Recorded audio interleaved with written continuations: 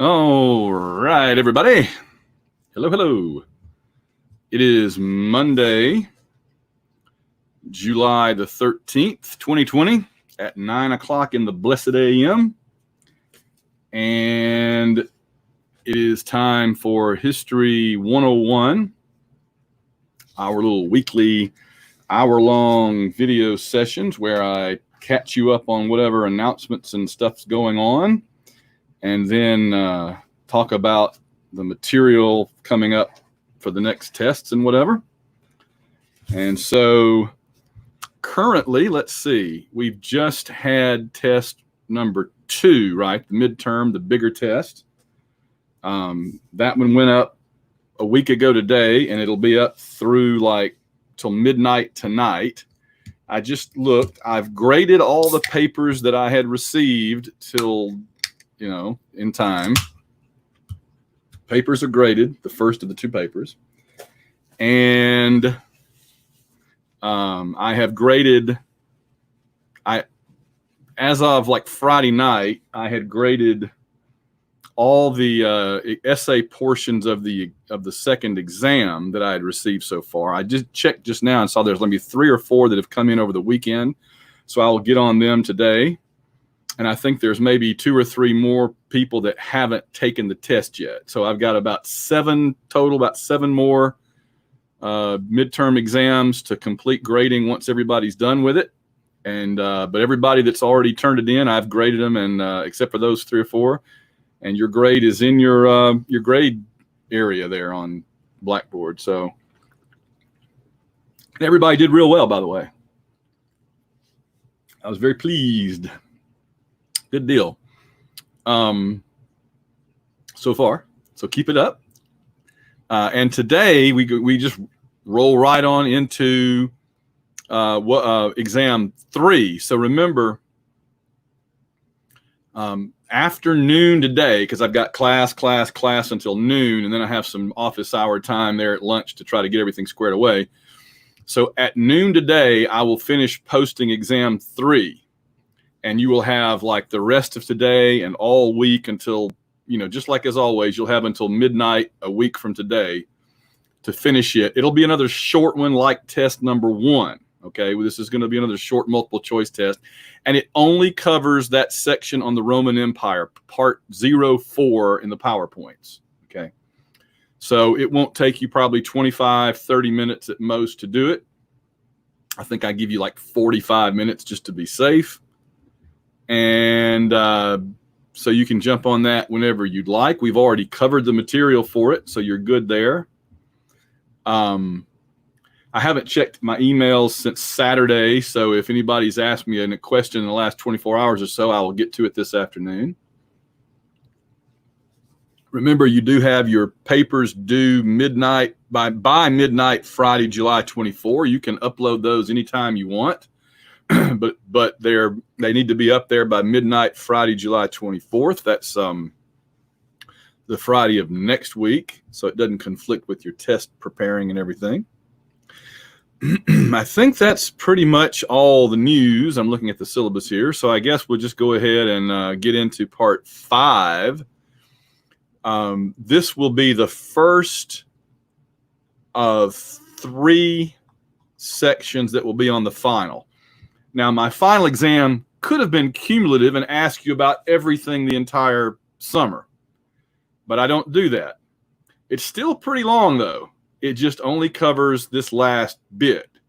So, whenever people say, wow, all that's going to be on the final, I'm like, well, it could have been all that. So I'm limiting it to this, okay? It's still a lot, though. And the final will have another essay question similar to what you saw on test number 2. So again, to keep it separate, the test that will go up this afternoon is on the Roman Empire only and is just multiple choice.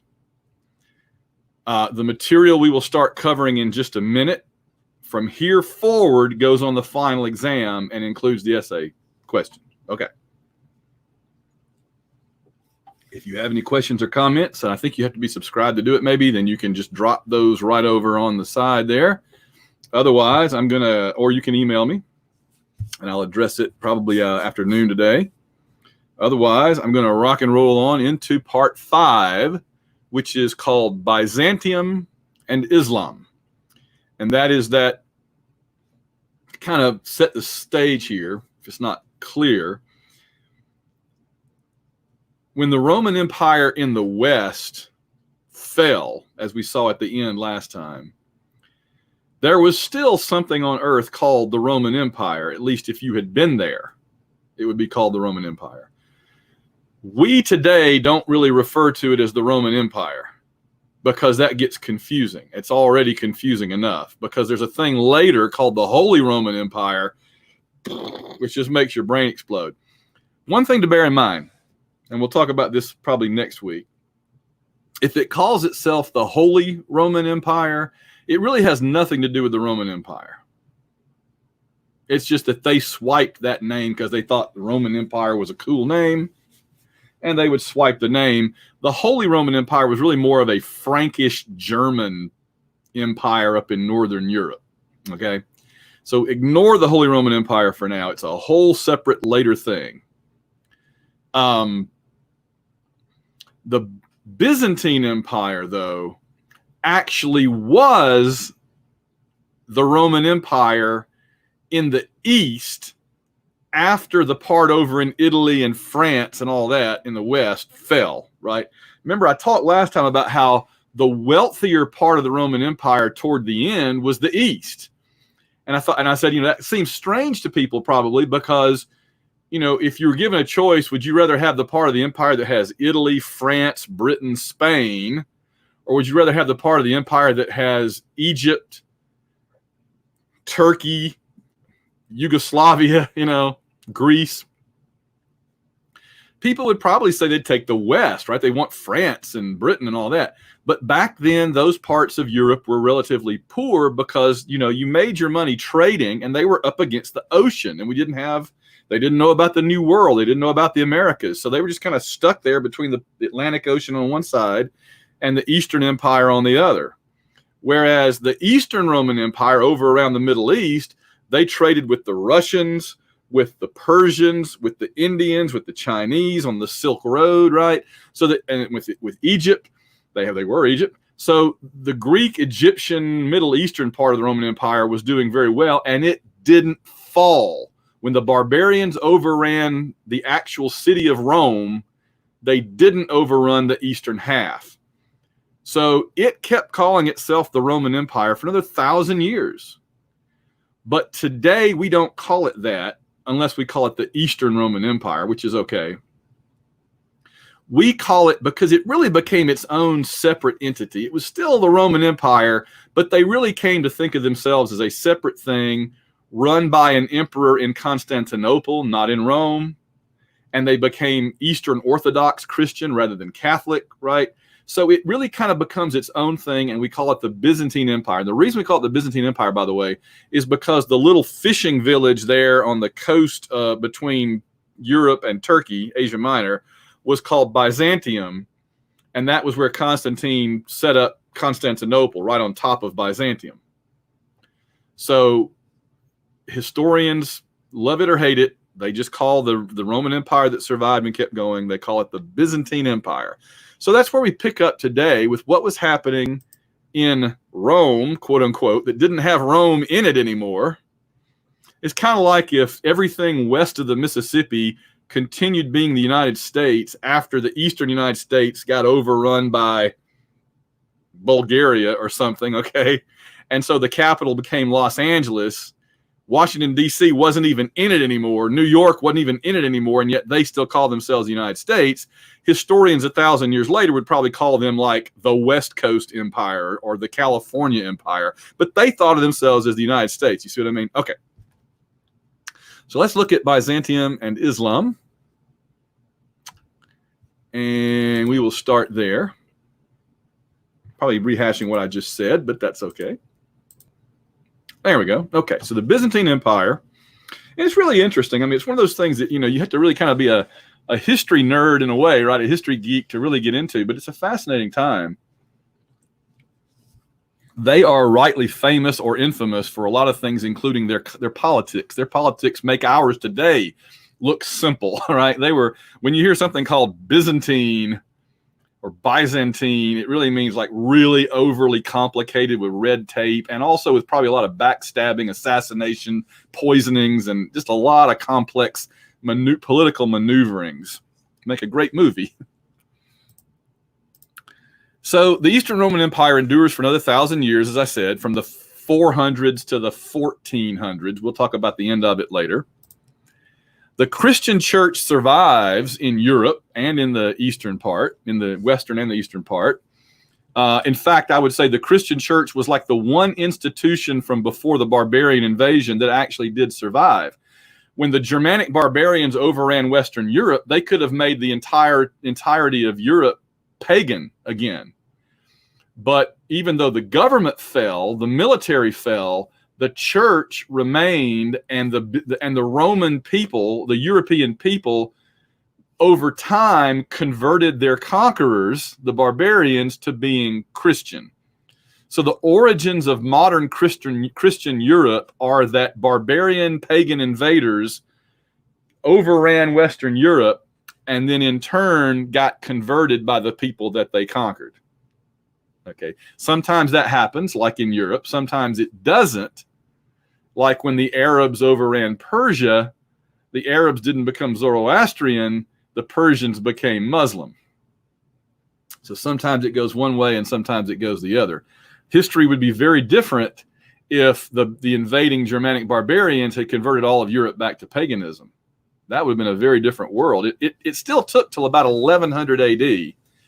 Little sneak peek here. It took till about 1100 AD for all of Europe to finally be completely converted to Christianity. Famously, the last ones to go to change were the Vikings, right? The Vikings took until the last minute to decide to be Christian. Everybody else by that point pretty much was.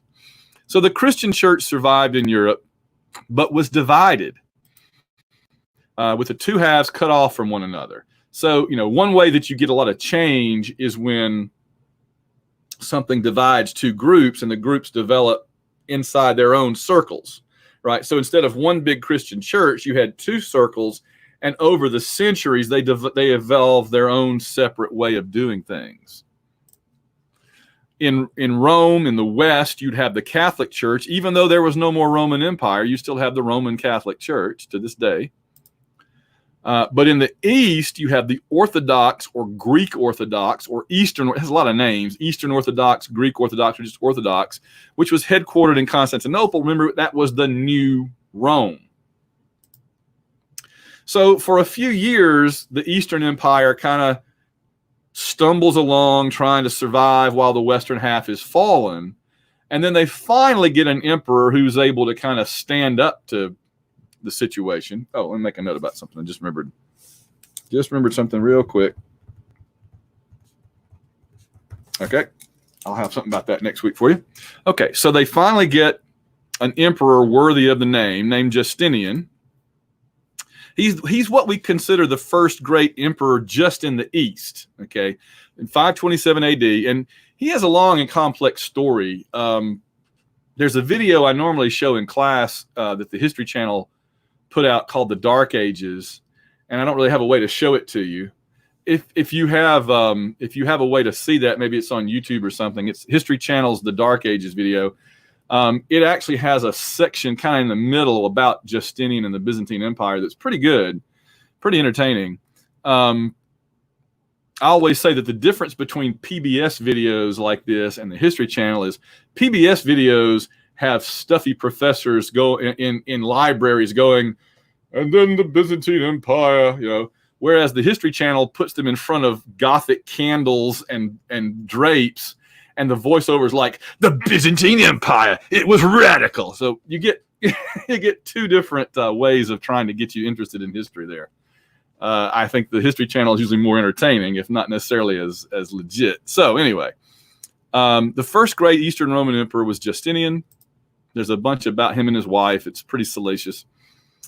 He saw the Roman Empire, the Eastern Roman Empire, as the guardian of civilization as the West was falling, of true religion, Christianity, and he tried to reunite the entire empire. In other words, he tried to go and invade the West and take it away from the Germanic barbarians, and he had a relative amount of success at that. I have a map somewhere. He made the Byzantine Empire a distinctive what that means is political culture. He made it separate from how they had run Rome, right? It now becomes its own thing, run the way he wanted it to be run. More Easternized, and again, that usually means more Asianized. And what does that mean? That usually means more in the sort of dictatorial God emperor way instead of a more separation of church and state way, right? Remember, Julius Caesar had not even claimed the title of emperor. And then eventually the Western emperors were emperors, but they still weren't, and a few of them kind of called themselves gods, but they never took it to 10 on a scale of 1 to 10. Whereas the East is going to be like, oh, he's a living God, he hangs out with Jesus, and he's the dictator. He runs the church and the government all in one person. And so less European, more Asian. Okay, I don't like that map. There's a better map. There we go. Okay, so you can see, and this is a really important, good map. Let me just blow it all the way up for you. Okay, this is a really good map. Okay, this is a very, very useful map we're talking about. Because what's in lighter kind of purplish plum here, okay, is this is the part that the Germanic barbarians did not overrun. So this is the eastern half, or the Byzantine, or the Byzantine Empire. This part over here completely fell to the Goths, the Visigoths, the Vandals, the Lombards, the Franks, and all that. Okay. But the purple part here, the dark purple, is what Justinian was able to get back, including all of Italy and part of North Africa, including old Carthage and part of southern Spain. So he didn't get France, he didn't get Spain, he didn't get Morocco, basically. But just other than that, Justinian did a pretty darn good job of getting back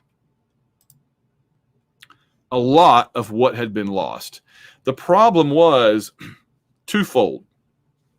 One, it was enormously expensive in money and manpower to do this. And so basically Justinian blew all their treasury, on conquering these lands that we already knew were not that valuable anymore. It was just kind of a prestige thing, I guess. He wanted Italy back, so he could really be legitimately Roman.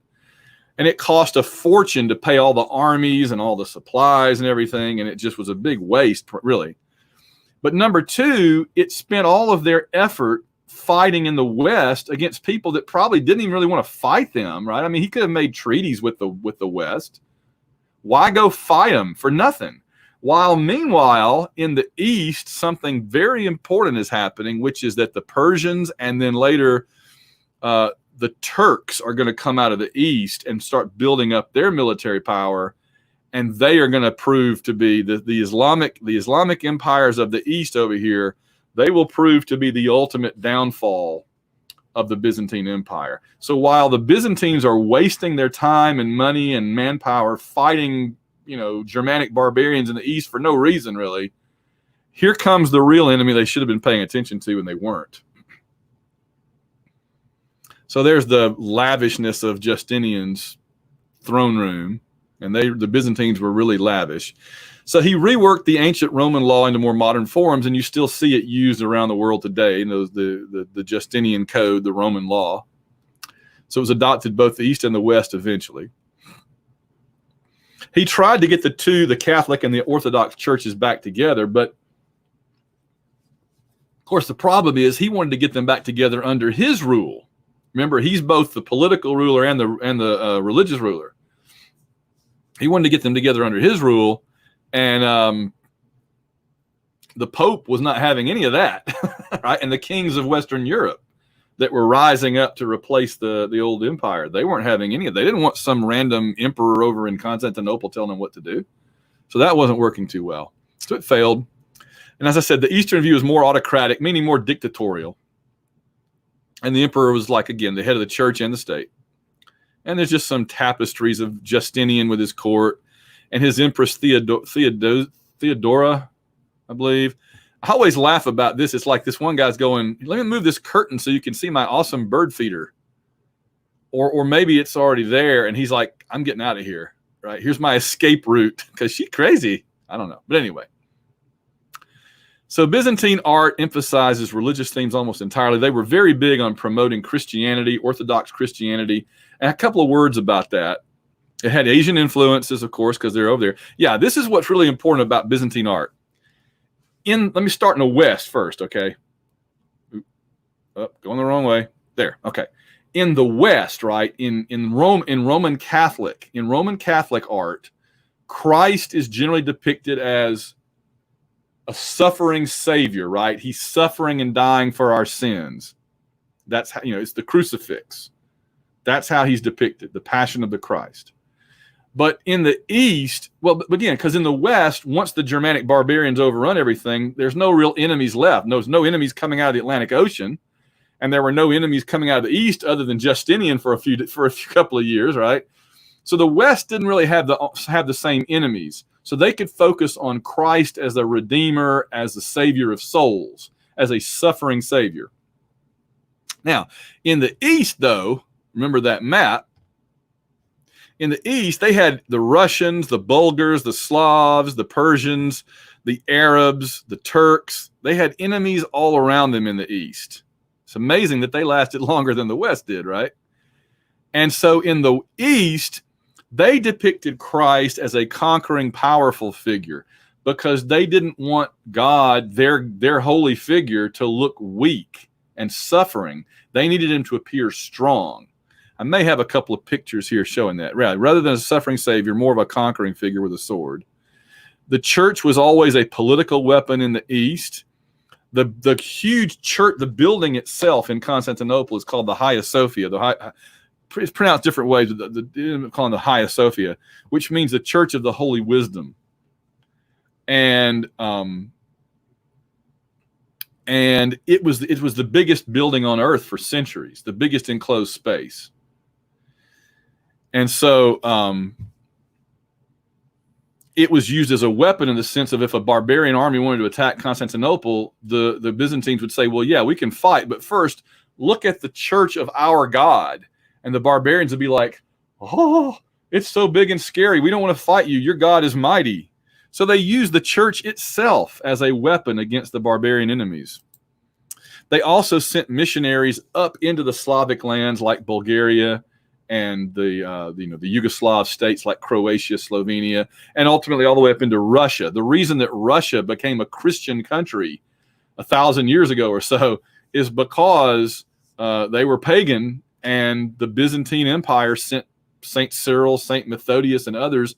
They also sent their Byzantine princesses up to marry Russian princes and Christianize their royal family. So Russia was seen as a very dangerous enemy to the Christian church and to the Byzantine Empire. And so the Byzantine Empire basically made them Christian to make them less of an enemy. And it was very effective.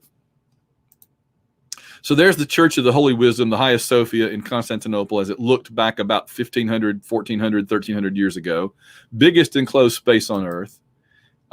Here's the inside today, and you can see when the Turks overran it in 1453, they put up these big discs with verses from the Quran in Arabic.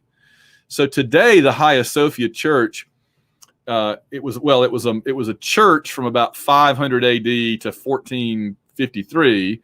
It was a mosque from 1453 to about 1900. In the 20th century, it's been made into a museum so that both religions can enjoy it. So today, if you go to Istanbul, you can go to the Hagia Sophia and take a tour and see both the Christian and Muslim, parts of the building.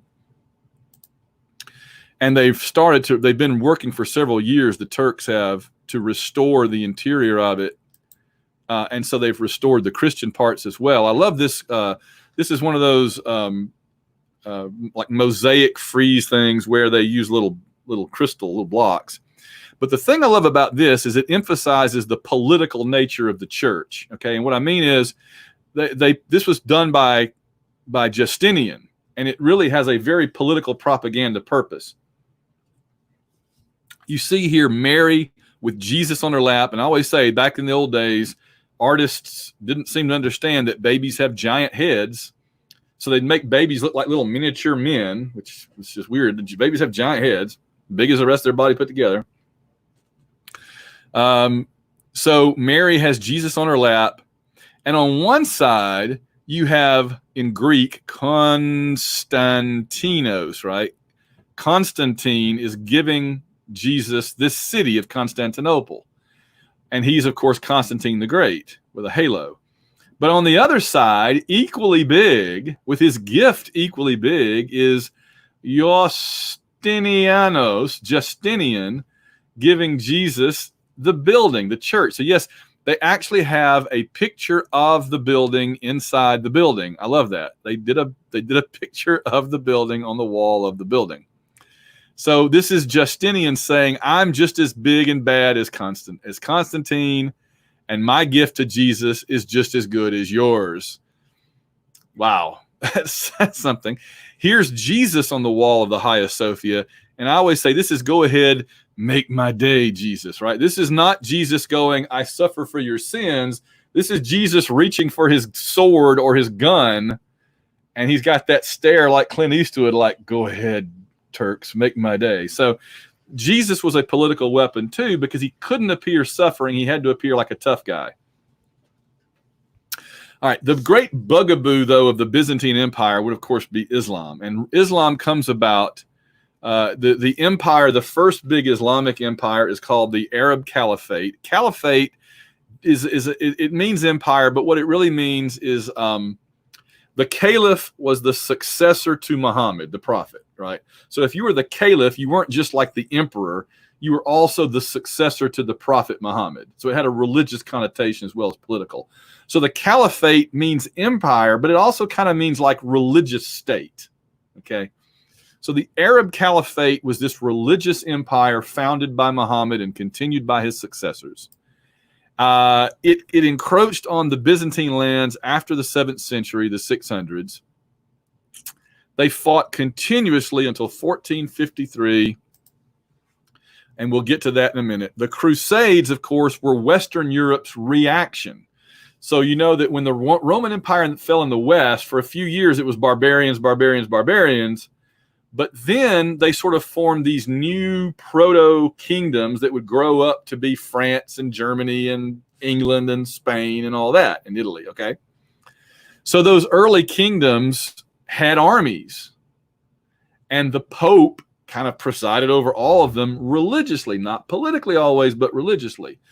And so the Crusades were the Christian armies from Western Europe traveling down to the Holy Land to battle the Muslims to try to retake the lands of Jesus and all that back from the Muslims, who they called the Saracens or the Mohammedans or the infidels. They had all kind of names for them. And the Muslims tended to call Christian Europeans Franks, because the first Europeans the Muslims really met were the Frankish armies, kind of Charlemagne's people. And so they called everybody Frank. To this day, in Islamic literature, in Arabic, they refer to Western European people as Franks. It's really kind of weird. The Fourth Crusade sacked Constantinople, 1204. What does that mean? That means that before any outside enemy ever overran Constantinople, Christian armies from Western Europe, on their way to fight Muslims, stopped and said, hey, what the heck? Let's go ahead and attack our allies as well. It's like if on the way to fight the Nazis in World War II, American soldiers had conquered France, had conquered Paris, and made it the 51st state, or I guess 49th at that point. You get my point, right? The Christians went down to fight Muslims, and while they were there, they attacked their allies too. They just, well, we don't agree exactly with the Orthodox Christians, so let's take them out too. So for like 80 years, Christian Western rulers ruled the Eastern capital. More about that later. The Slavic peoples, this is a really weird map here, sorry, but this is Eastern Europe, right? The Byzantines were down here. So this is basically Romania.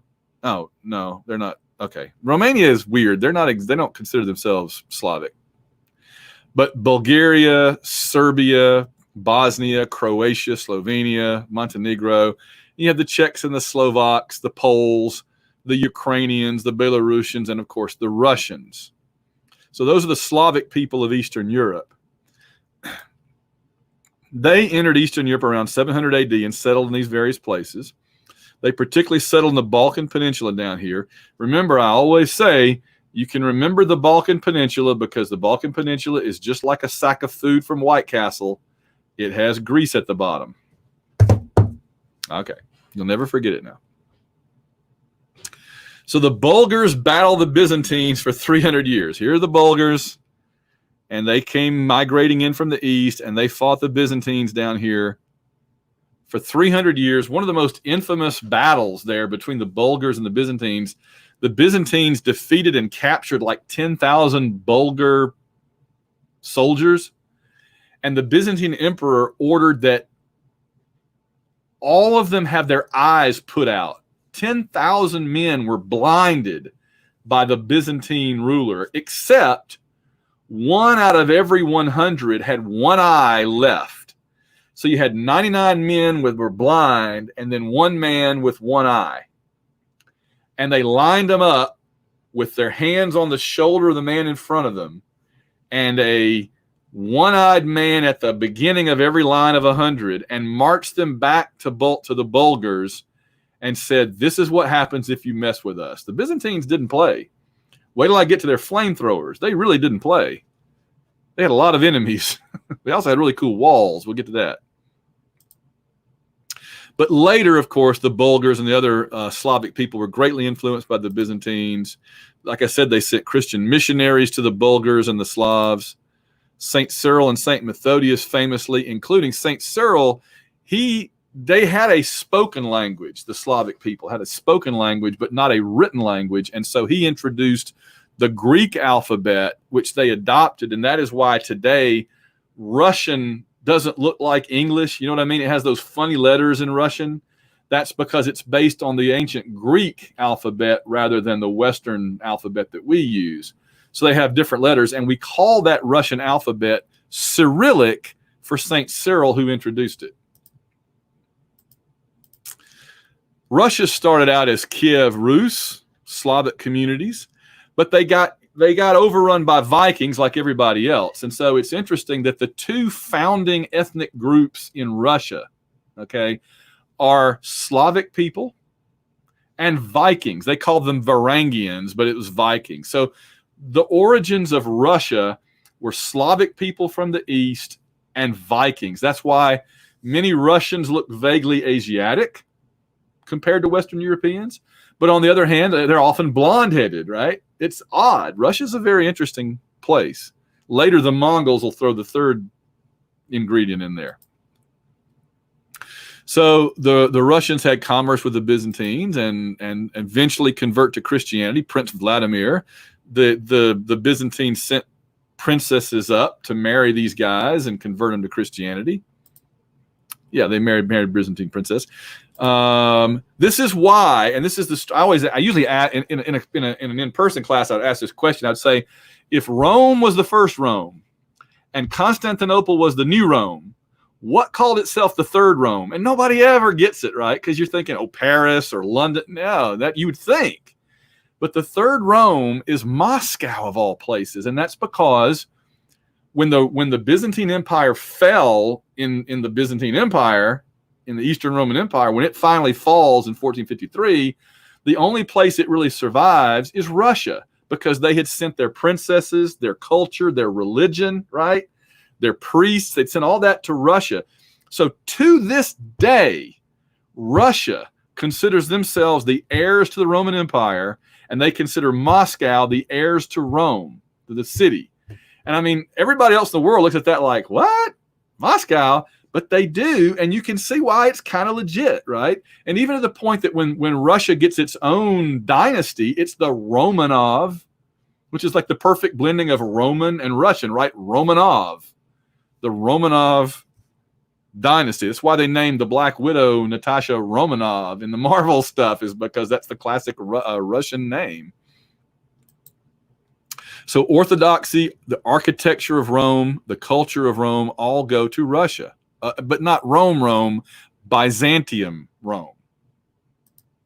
And this is kind of the end result.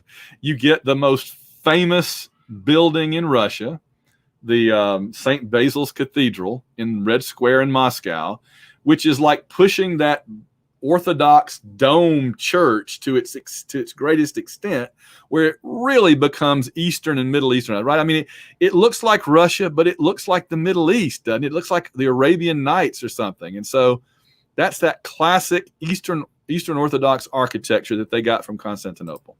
Okay, so eventually the Byzantine Empire is shrunk down and shrunk down and shrunk down by its enemies to where it's really Turkey and Greece. That's all that's left of it, is Greece and Turkey on either side of the Sea of Marmara, the Black Sea, and the Aegean Sea here. And the Byzantines lose this really big battle at Manzikert here. Let me blow it up a little bit. The Byzantines lose a really important battle at Manzikert here, and you can see that just lets the Turks, the Seljuk or the Ottoman Turk, I think it's Seljuk Turks first, take up that much. So the Byzantine Empire is pretty much on life support very quickly by 1100 AD. We'll come back and finish them off, but who gets them, of course, is Islam, who takes them down. Early Islam starts out in the Middle East here in Arabia with the Prophet Muhammad. I'm going to zip along through here, make sure we have time for everything. He was a political and a religious leader, unlike, say, Jesus, who was a religious leader, but not really a political leader. Of course, he was the Messiah, or claimed to be, and Muhammad never claimed to be that. Muhammad just said, I'm a man, I'm a prophet. In 610 AD, Muhammad has his first revelation from God by the angel Gabriel, so that you can see that Islam is very closely tied to Christianity and Judaism. Same God, same angels, everything, even have Jesus. People don't realize it, but Islam even has Jesus. He's not the Messiah in Islam, but he is a very important prophet. The Quran is the book that, let me go back. The Quran is the book that Gabriel dictates from God to Muhammad. This is considered the first and only great miracle of Muhammad, that he was illiterate, and yet he was able to bring forth this holy book, the Quran from God, which Muhammad said it replaced the Old Testament and the New Testament. It's an update. It's like if you the New Testament was like adding on a Microsoft patch to your computer's operating system. You're still running Windows 10, but now you've got an add-on, okay? Whereas the Quran is saying, just go ahead and delete Windows. We're going to put iOS on here. You see what I mean? It's replacing, not adding on. And that's the real difference. I always say the main difference technically between Islam and Mormonism, they're very similar in a lot of ways, technically. But what happened was with Islam, Muhammad said, throw away your Bibles or whatever else. The Quran is all that you need. Whereas Mormonism comes out with the Book of Mormon and doesn't say throw away the Bible. They say, here's the third testament. You got your Old Testament, your New Testament, keep those, and here's the third book. See? So Mormonism is considered a type of Christianity, whereas Islam is not, because Islam said chunk everything out and start with this new book. But again, same God, same prophets, all that kind of stuff, other than Muhammad. The Hijra, in 622, Muhammad fled Mecca, his city, and traveled to Medina. And this is considered the beginning of the Islamic calendar. In 629, he came back to Mecca with an army that was converted to Islam and overthrew the city. Again, I'm doing a very quick little zip through it. You can read all about it if you want. In June 632, no sooner had Muhammad conquered Mecca and settled in as the ruler than he dies. And so we get the Arab Caliphate. So in the years that follow Muhammad's death, the Islamic Caliphate grows bigger and bigger and bigger, and they attack in both directions. This is one of the most insane things in history, and yet it mostly works, right? It's like the Arabs look to the east and see they look to the north, but they look to the northeast and they see the Persian Empire. They look to the northwest and they see the Byzantine Roman Empire, and they say, which one should we attack? Oh, let's attack everybody. And they do, and they succeed extremely well. They absorb the entire Persian. Remember, the Sassanids were the last ones before the Persian Empire fell? Well, we're to that now. So we've caught back up to our Persian history from earlier. The Sassanid Empire finally falls to the Arabs, And that's interesting because it means that the Persian Empire, that Persian culture that goes back thousands of years, will now become the beating cultural heart of the Arab Caliphate. It's an Arab religious and military empire, but its cultural core is that Persian culture going back to ancient times. Just like Rome did the same thing to Greece, right? Rome was a military political empire, but its cultural heart was that ancient Greek culture that it absorbed when it conquered Greece.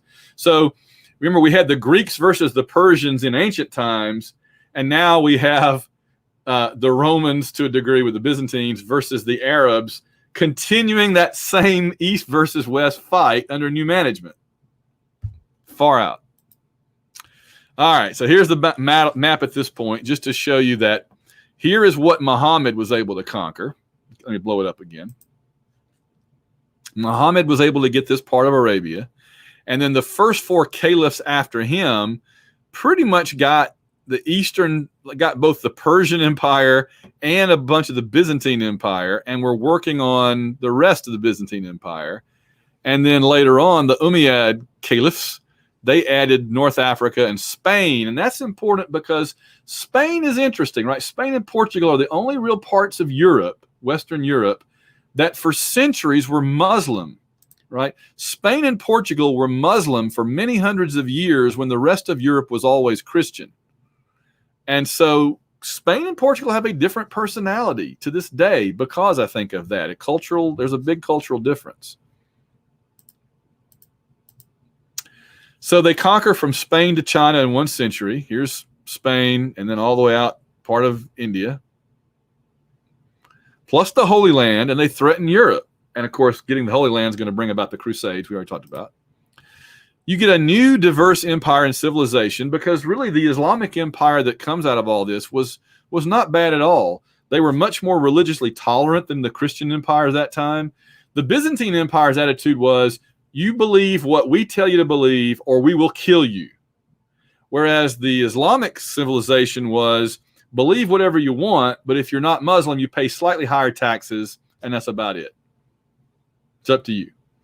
So if you had lived back then and you weren't like a die-hard Orthodox Christian, then you'd have been better off to be in the Muslim empire than in the Christian empire, honestly, because you'd have been. Plus, honestly, the technology in the Islamic empire civilization, the technology was much better. The Christian empire, the Christian part of Europe was falling into the Dark Ages, and they figured the best way to, cure your illness was through praying to the bones of saints. Whereas in the East, they had developed, medicine, surgery, things like that. So you may not have agreed with them religiously, but certainly their empire was much more tolerant. Now, isn't it interesting how things change over the centuries? I know, but at that time, you were better off with the Islamic civilization. They revived ancient Greek knowledge. The Western Europeans were ignoring it, but the Islamic Caliphate went into Greece, went into Italy, and started buying up old writings and everything, checking it out. Now, every religion seems to have a split. We already talked about how the Catholic and Orthodox parts of Christian Europe split. Well, the Islamic empire split as well in what was called Hussein's Rebellion. What happened was, once Muhammad was dead, he didn't have any heirs. And so it was other powerful rulers that kind of took over ruling the Islamic Caliphate after him. And most Muslims said, that's fine, whoever, But there was a minority that said, no, only a blood relative of Muhammad should rule this empire. And they rebelled. They rejected the caliphate and demanded that some relative of Muhammad be brought in out of the countryside to be the new ruler. And yeah, there's that. And they're called the Shiites, which meant, it's complicated. It meant the Shiite Ali, which is the party of Ali. Ali was the nearest blood relative of Muhammad they could find. He was not a very competent leader, really, but the Shiites said, hey, he's related to Muhammad, he'll work. But most just followed the caliphs and said, I'm not worried about it. We call them the Sunnis. And so even to this day, the Shiites and Sunnis don't really see eye to eye. They dress differently. They have different interpretations of the Quran. And you find them in different countries. Shiites are mostly today found in Iraq and Iran and Iraq. Yeah. Sunnis are pretty much everywhere else. All right. And did I hit the wrong click? Yeah, hold on. No, we do that. No, hold on. You've gone away from me. There. Okay.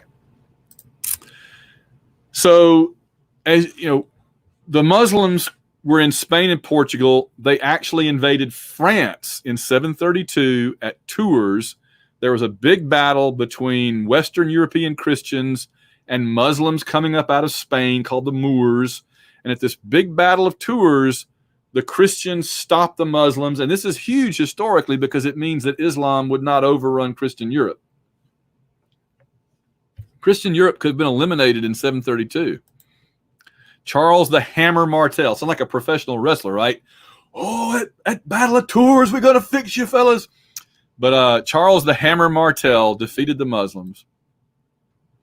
In the east, the Byzantines were hanging on by a fingernail, but they did manage to stop the Islamic expansion for a while.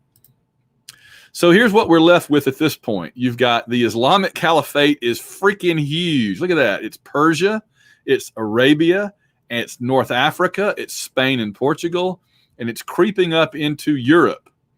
On the other hand, the Frankish Empire of Charlemagne is like France and Germany and Belgium and the Netherlands, and that's about it.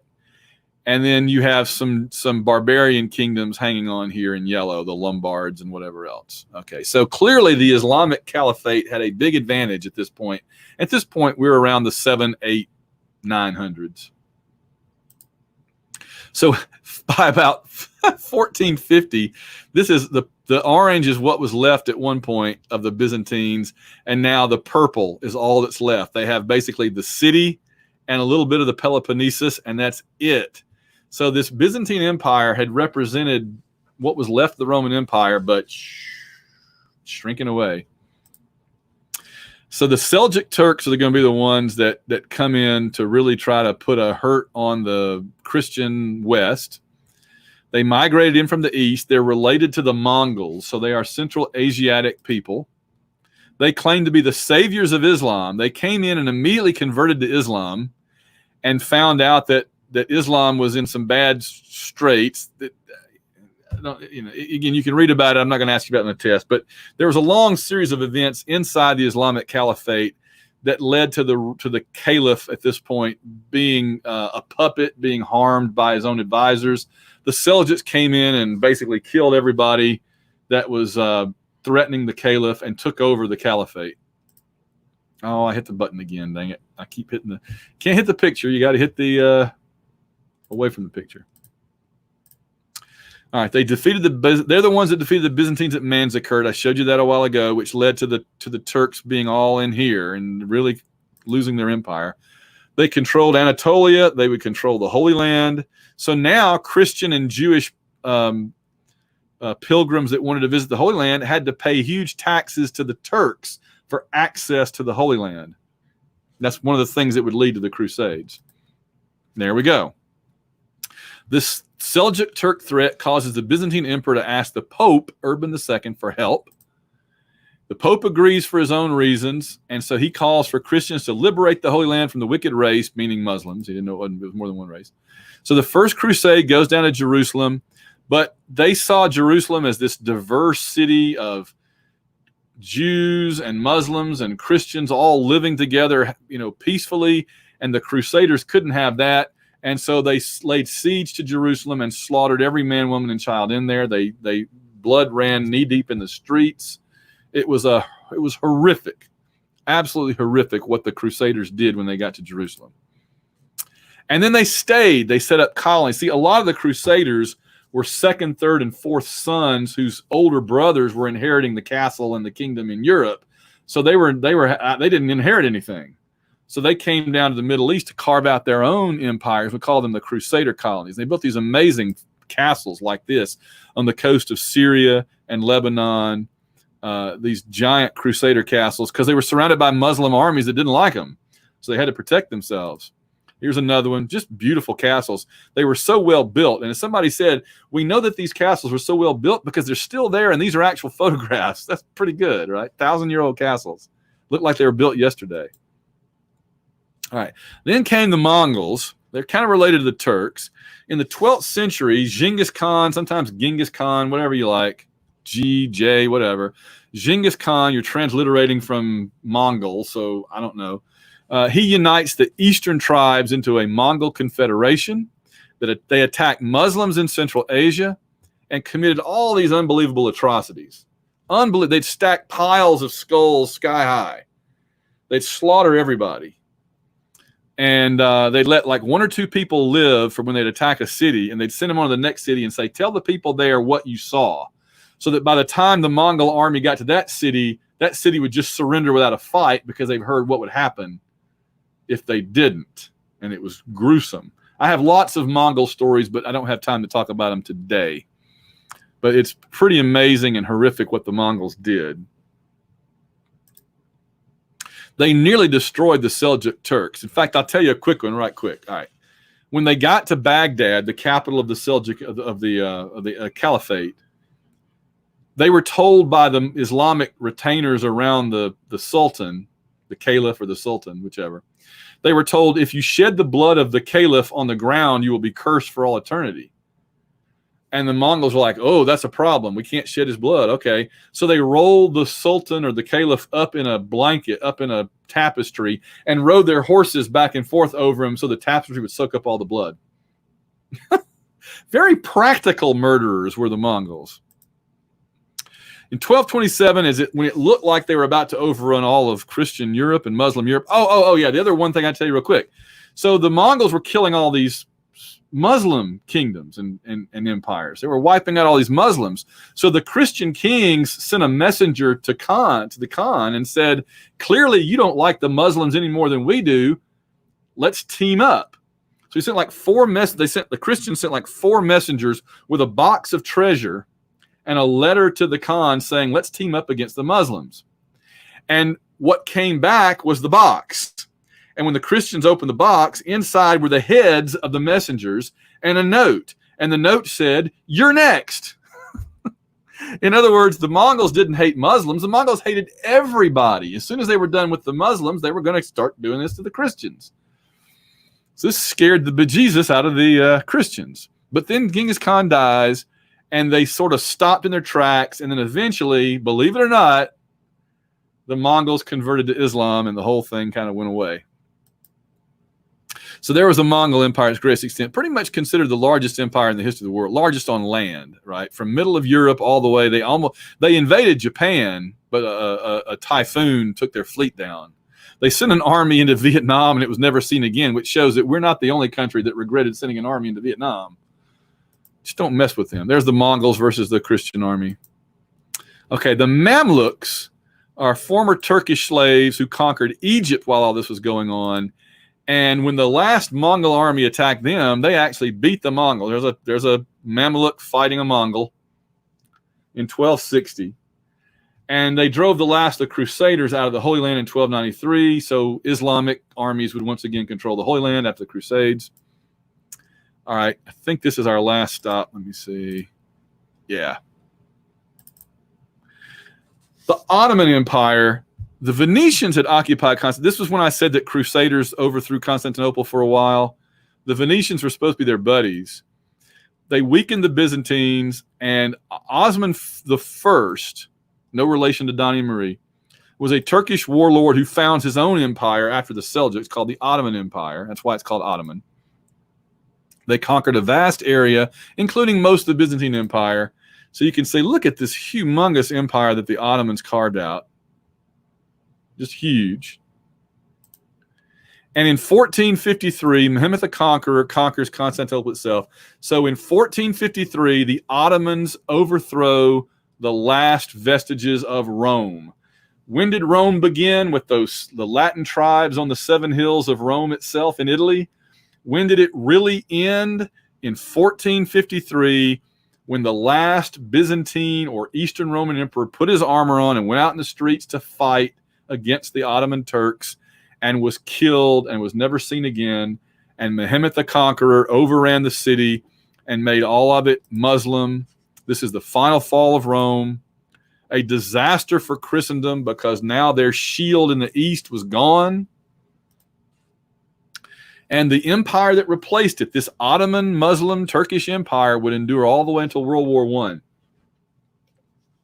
This is how crazy history is. The Islamic Empire that defeated Rome fought in World War I against the United States. Isn't that crazy? Of course, it loses World War I and is gone then, and we get modern Turkey and all the other Arab countries, Muslim countries. So there's the Hagia Sophia today. It's got the Islamic prayer towers that Mehmet the Conqueror put up to turn it into a mosque. And there's down the street. So here's the Hagia Sophia today in Istanbul. And right down the street from it, they built another one to be a mosque from day one. Because this had been a Christian building for 1,000 years pretty much.